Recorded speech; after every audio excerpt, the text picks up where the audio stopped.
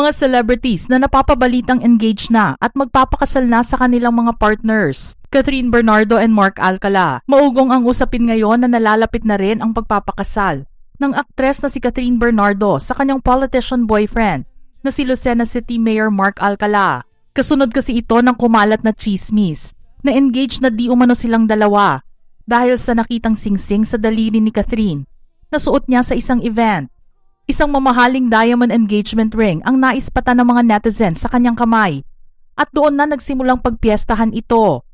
Sinasabi nga na kaya madalas ang pag-alis nila at pagpunta sa ibang bansa ay dahil inaayos na nila ang nalalapit nilang pag-iisang dibdib. Gayunpaman walang malinaw na kasagutan para rito dahil maging ang nanay ni Catherine na si Mommy Min Bernardo ay tahimik sa issue. Matatandaan na isa si Mommy Min sa mga nagsabi noon na walang katotohanan ang relasyon na namumuo sa pagitan ng anak at ng alkalde. Kalaunan naman ay nakitang magkasama ang dalawa sa pampublikong lugar at hindi na nahihiyang itago ang kanilang relasyon. Daniel Padilla and Kyla Estrada. Ang isa ring nababalita ngayon na malapit na raw ikasal ay ang one half ng love team noon ng Katniel, si Daniel Padilla, na sinasabing hindi rin nalalayo at ikakasal na sa rumored girlfriend niya na si Kyla Estrada. Halos magkasunod lang din ang paglabas ng balita tungkol sa kanila at sinabi nga ng mga fans na pareho na silang nakamove on sa past at pareho ng masaya sa kanilang present. Hindi naman maikakaila na very open ang pamilya Ford at Padilla sa pagtanggap nila kay Kyla bilang additional family member. May ilang okasyon na nga ang pinagsasamahan ni Daniel at Kyla na nagpapakitang komportable sila sa company ng isa't isa. Mapapansin din na botong-boto ang nanay ni Daniel na si Carla Estrada sa relasyon nito ngayon kay Kyla na anak din ng isa sa mga matalik niyang kaibigan sa showbiz na si Janice de Belen. Mainit din ang ipinakitang pagtanggap ng pamilya de Belen at Estrada kay Daniel, lalo na noong tawagin ng half-brother ni Kyla na si Luigi si Daniel bilang bayaw niya. Cici Rondina and Roniel Rosales.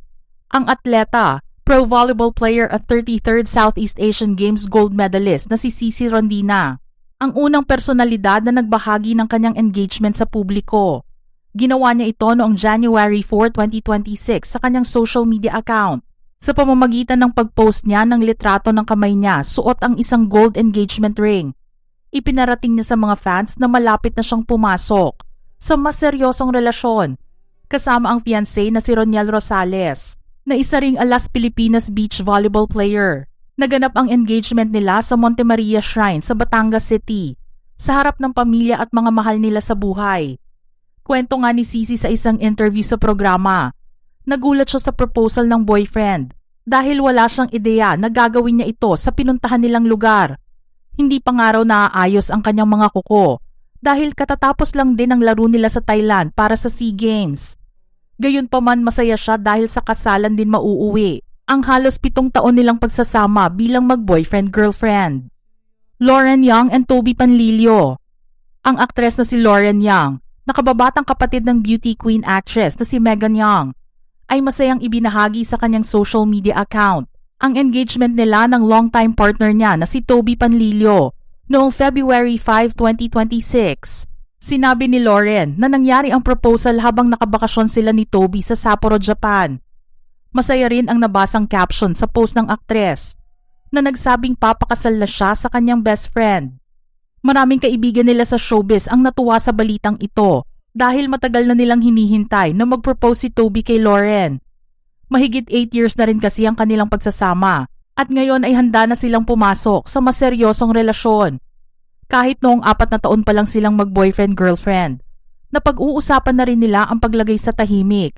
Kaso hindi pa sila handa noong mga panahong iyon. Si Toby ang nakababatang kapatid ng mister ni Danny Barreto na si Javi Panlilio at mister ni Michelle Gumabaw na si Aldo Panlilio. Kylie Versosa and Emil Erickson. Opisyal na ngang na-engage si Miss International 2016 at aktres na si Kylie Versosa sa entrepreneur na si Emil Erickson. Inanunsyo niya ito sa publiko noong February 6, 2026 at naikwento sa isang panayam na nangyari ang proposal habang nag-hiking sila sa France, malayo sa mga tao at camera. Dahil hindi naman showbiz ang partner ni Kylie, minabuti nitong itago sa publiko ang kanilang engagement. It was an easy yes naman ang nasabi ni Kylie na ginawa niyang pagsagot sa tanong ni Emil. Very memorable din daw ang hiking nilang dalawa dahil sa proposal na ito. Dagdag pa ni Kylie, halos 6 na buwan din niyang itinago sa publiko ang tungkol sa kanilang engagement. Kaya naman tinatayang noong August 2025 pa sila engaged to be married. Si Emil Erickson ay isang businessman at founder ng startup online healthcare service na NDU. Bea Santiago and Kurt Cheng. Engaged na rin ngayon si Miss International 2013 Bea Santiago sa kanyang partner na si Kurt Cheng at kanila itong ibinahagi sa social media noong February 17, 2026. Naganap ang proposal ni Kurt sa San Francisco, California na may view ng pamosong Golden Gate Bridge. Ayon sa post ni Kurt, "In my favorite city that built me back up, I found the courage to live freely, love boldly, and embrace who I truly am. This Valentine's felt different. She got the crown, and I got to put a ring on it." Iwamoto and Pampi Lacson.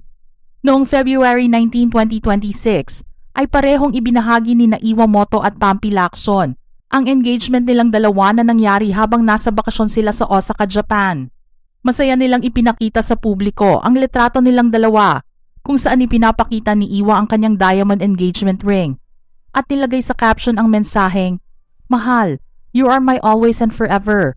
Thank you for making me happy. I can't wait to be your wife." Dagdag pa ni Iwa, "We have been together for almost 14 years and God knows we have been through a lot. But in His grace, eto tayo, nagmamahalan. I can't wait to marry my best friend." Sa posted video naman ni Pampi, mababasa ang caption na, "Every love story is beautiful, but ours is my favorite."